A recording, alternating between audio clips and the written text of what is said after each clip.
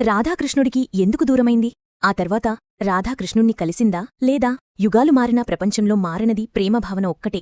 ఈ భూమిమీద మానవులు ఉన్నంతకాలం ప్రేమ కూడా ఉంటుంది. ప్రేమకు నిర్వచనం ఏమిటని ఎవరైనా అడిగితే రాధ అనే రెండక్షరాలు సరిపోతాయి. ప్రేమంటేనే రాధ, రాధంటేనే ప్రేమ. ఇంతకు మించిన నిర్వచనం ప్రపంచంలోనే లేదు. అలాంటి రాధ కృష్ణుడితో చివరికంట ఎందుకు లేదు? బృందావనంలో కృష్ణుడితో ఉన్న రాధ తర్వాత ఏమైంది? బృందావనంలో కృష్ణుడితో ఎంతమంది గోపికలు ఉన్నా అతను మాత్రం రాధతోనే అలౌకిక ఆనందం పొందేవాడు. అక్కడికి సమీపంలోని వ్రేపల్లి అనే చిన్న గ్రామంలో రాధ ఉండేది. రాధ కృష్ణుడికంటే 10 ఏళ్లు పెద్దది. అయినా వారి ప్రేమకు వయసు అడ్డురాలేదు. కంసుడు కృష్ణుడిని మధురకు తీసుకురమ్మని అక్రూరుణ్ణి బృందావనం పంపుతాడు. గోపికలంతా ఏడుస్తూ వెళ్లవద్దని కోరుతారు.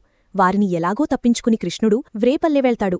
అక్కడ కేవలం 5 నిమిషాలు మాత్రమే ఉంటాడు. ఇద్దరూ మౌనంగా ఒకరినొకరు చూసుకుంటారు. రాధ ఒక్క ప్రశ్న కూడా కృష్ణుణ్ణి అడగదు. అతను వెళ్లవలసిన అవసరం ఏమిటో ఆమెకు బాగా తెలుసు. అంతేకాదు, భౌతికంగా దూరంగా ఉన్నా కృష్ణుని నుంచి తాను దూరం కానని కూడా ఆమెకు తెలుసు. వారిద్దరి మనసులు ఎప్పుడో కలిసిపోయాయి. అలాంటప్పుడు మాటలతో వారికేం పని?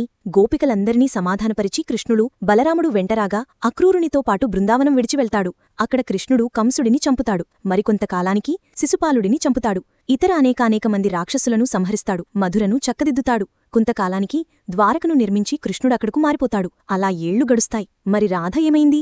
ఆమె నిరంతరం కృష్ణుడిని ధ్యానిస్తూ అతన్నే మనసులో నిలుపుకొని సదా అదే స్మరణలో జీవిస్తూ ఉంటుంది. అది చూసి భయపడిన ఆమె తల్లి రాధకు బలవంతంగా పెళ్లి చేస్తుంది. తల్లి కోరిక మేరకు రాధ పెళ్లి చేసుకుని పిల్లలను కూడా కంటుంది. కాలగతిలో ఏళ్లు గడుస్తాయి. రాధ పిల్లలు పెద్దవవుతారు. పెళ్లిళ్లు కూడా జరుగుతాయి. రాధకు వయసు పైబడి బలహీనపడుతుంది. ఆ స్థితిలో చనిపోయేలోగా కృష్ణుణ్ణి చూడాలని రాధ బలంగా భావిస్తుంది. రాత్రికి రాత్రి ఇల్లు విడిచిపెట్టి కాలినడకన ద్వారక చేరుతుంది. ఎలాగో కృష్ణుణ్ణి కలుసుకుంటుంది.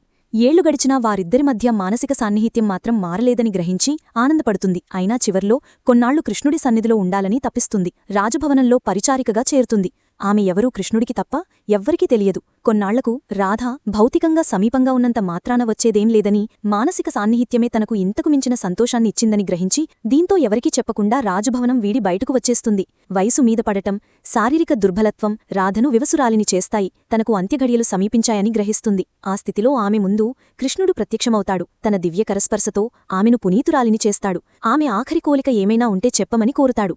నీ స్పర్శతోనే అన్ని కోరికలు తీరిపోయాయని, దివ్యదర్శనం జరిగిందని అంటుంది. అయినా బలవంతపెట్టడంతో చివరిసారి మురళీగానం వినాలని కోరుతుంది. ఆమెకోసం కృష్ణుడు ప్రత్యేకంగా ఎన్నడూ ఎవరూ వినని దివ్య విశ్వగానం వినిపిస్తాడు. దాంతో భవబంధాలన్నీ తీరిపోయి రాధాకృష్ణుల్లో ఐకమవుతుంది. ఆమెకోసం వాడిన వేణును మళ్లీ వాడలని కృష్ణుడు దాన్ని విరిచిపడేసి అక్కడినుంచి తన నివాసానికి వెళ్ళిపోతాడు. సర్వం శ్రీకృష్ణార్పణమస్తు. లోకా సమస్తా సుఖినో భవంతు.